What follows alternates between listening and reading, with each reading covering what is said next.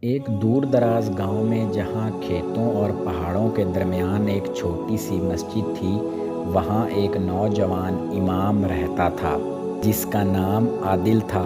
عادل نہ صرف ایک عالم تھا بلکہ وہ ایک ہمدرد اور سمجھدار انسان بھی تھا۔ اس کی آواز میں ایسی مٹھاس تھی کہ لوگ اس کی تلاوت سن کر سکون محسوس کرتے تھے۔ اسی گاؤں میں ایک بوڑھی عورت رہتی تھی جس کا نام بی بی ختیجہ تھا۔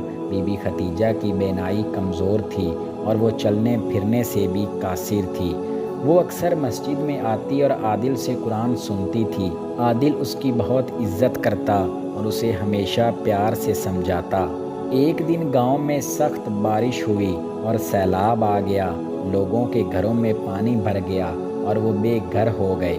بی بی ختیجہ کا چھوٹا سا گھر بھی پانی میں ڈوب گیا اور وہ بہت پریشان ہو گئی اور اسے سمجھ نہیں آ رہا تھا کہ وہ کیا کرے۔ عادل نے جب یہ سنا تو وہ فوراً بی بی ختیجہ کے گھر پہنچا۔ اس نے دیکھا کہ بی بی ختیجہ ڈری سہمی بیٹھی ہے۔ عادل نے اسے تسلی دی اور کہا، بی بی آپ پریشان نہ ہوں، اللہ سب ٹھیک کر دے گا۔ عادل نے گاؤں کے نوجوانوں کو جمع کیا اور ان کی مدد سے بی بی ختیجہ کے لیے ایک محفوظ جگہ کا انتظام کیا۔ اس نے خود بی بی ختیجہ کی دیکھ بھال کی اور اسے کھانا کھلایا۔ وہ ہر رات اس کے پاس بیٹھتا اور اسے قرآن سنا کر تسلی دیتا۔ جب سیلاب کا پانی کم ہوا تو عادل نے گاؤں والوں کے ساتھ مل کر بی بی ختیجہ کا گھر دوبارہ تعمیر کیا۔ اس نے بی بی ختیجہ کو واپس اس کے گھر پہنچایا اور اسے یقین دلایا کہ وہ ہمیشہ اس کی مدد کے لیے موجود رہے گا۔ بی بی ختیجہ نے عادل کے لیے ڈھیروں دعائیں کی۔ اس نے کہا، عادل تم نے مجھے اللہ کی رحمت یاد دلا دی، تم ایک سچے مومن ہو۔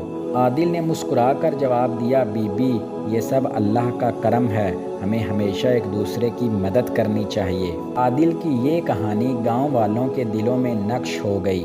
انہوں نے سمجھ لیا کہ حقیقی ایمان صرف عبادت نہیں بلکہ دوسروں کی مدد کرنا اور ان کے دکھ درد میں شریک ہونا بھی ہے۔